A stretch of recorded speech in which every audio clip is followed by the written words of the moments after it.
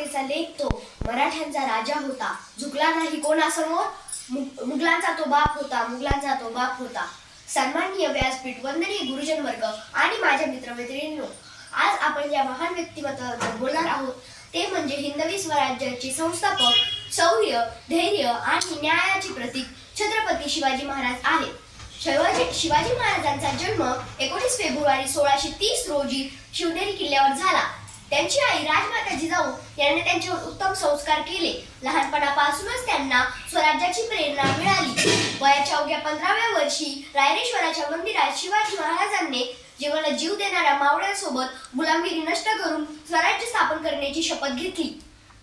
शिवाजी महाराजांनी तोरणा, रायगड, प्रतापगड असे अनेक किल्ले जिंकले.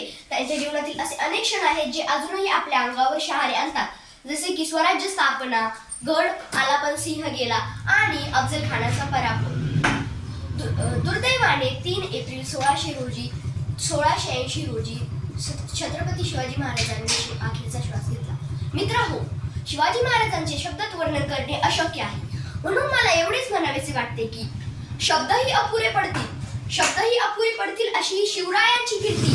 राजा शोभून दिसे जगती, असे ते शिवछत्रपती, असे ते शिवछत्रपती. मी जाता जाता एवढेच सांगेन की आले किती गेले किती उडून गेले भरारा, आले किती गेले किती उडून गेले भरारा, संपला नाही आणि संपणारही नाही माझ्या शिवबांचा दरारा, माझ्या शिवबांचा दरारा.